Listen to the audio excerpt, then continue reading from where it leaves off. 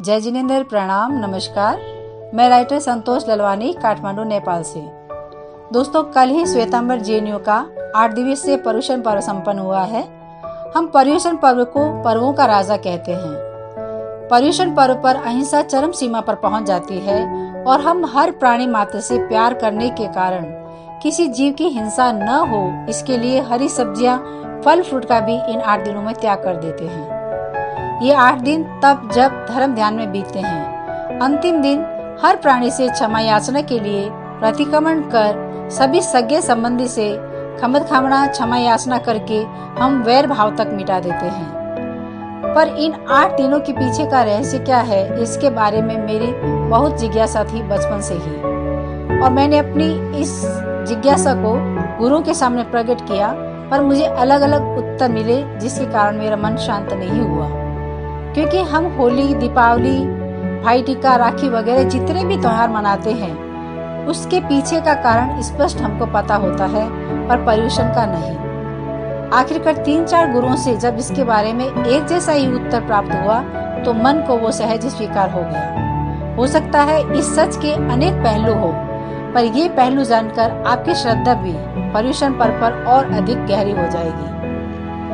वैसे भी आज की पीढ़ी को हर चीज का लॉजिक चाहिए, हर चीज का उत्तर चाहिए, वरना आने वाले कल में वो इन्हें परंपरा समझकर इनके विमुख भी जा सकते हैं। अतः इसका उत्तर जानना बच्चों के लिए बहुत जरूरी है। मेरे सामने जो पहलू आया उसको मैं आपके सामने रखती हूँ। गुरु भगवंत ने कहा कि जब ये युग समाप्त होगा, उसके आखिरी 8 दिन इतने भयंकर, तकलीफदेह व हिंसा की चरम सीमा पे होंगे, उनका वर्णन करना बड़ा मुश्किल है। उस समय धरती पर सूर्य की प्रचंड गर्मी से पेड़ पौधे, खाने का अनाज, पानी, हरियाली सब नष्ट हो जाएगी। जंगली जानवर एक दूसरे को खाके समाप्त हो जाएंगे। पालतू पशु खत्म हो चुके होंगे, बस मनुष्य बचेगा, और मनुष्य भी पेट की भूख के कारण अपना विवेक खो बैठेगा।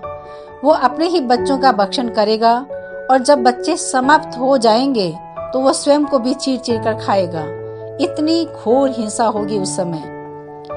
इसलिए शास्त्रों के अनुसार हमारे गुरुओं का कहना है कि अभी उस दुखम आरे के आने में काफी समय बाकी है, तो क्यों न हम 8 दिन तप त्याग में बिताते हुए पाप कर्मों की निर्जरा करके इतने पुण्य इकट्ठा कर ले, ताकि उस आरे में हमें जन्म ही नहीं लेना पड़े। अगर जन्म लेना पड़ भी जाए तो हम 8 दिन बिना खाए पिए रहकर उस घोर हिंसा से बच सकते हैं। इसीलिए इन 8 दिनों में बहुत से लोग 28 यानी 8 दिन के उपवास करते हैं। भगवान महावीर के निर्वाण के बाद हमारे सभी गुरु चातुर्मास के समय एक ही स्थान में रहने लगे थे। कहीं भी कोई विचरण नहीं करता था, और वर्षा वर्ष के 50वें दिन से पहले जैन या अजैन जो भी खेती बाड़ी करते थे, उनका भी खेती रोपने का कार्य समाप्त हो जाता था, और वो भी सब धर्म प्रवृत्तियों को मन से कर पाते थे। भगवान महावीर आज और तब सिर्फ जैनों के लिए भगवान नहीं थे, सब जनजाति के लिए कल भी थे, आज भी है। बहुत से जैन और अजैन इनके पथ पर चलते हैं। इसलिए इन 8 दिनों का उस समय भी यही उचित समय था, और आज भी उचित है। और हम मन वचन काया से 8 दिन निरंतर तप जप व संयम से बिताने की कोशिश करते हैं।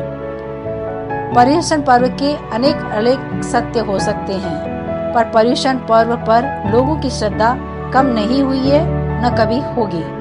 अंत में मैं पर्युषण के आज के क्षमापना दिवस पर तीनों लोगों के प्राणी मात्र से खमत खामना, क्षमा याचना व मिच्छामि दुक्कडम करती हूँ। आप सभी से भी बारंबार खमत खामना, क्षमा याचना, मिच्छामि दुक्कडम। फिर मिलेंगे, तब तक के लिए जय जिनेंद्र, प्रणाम, नमस्कार।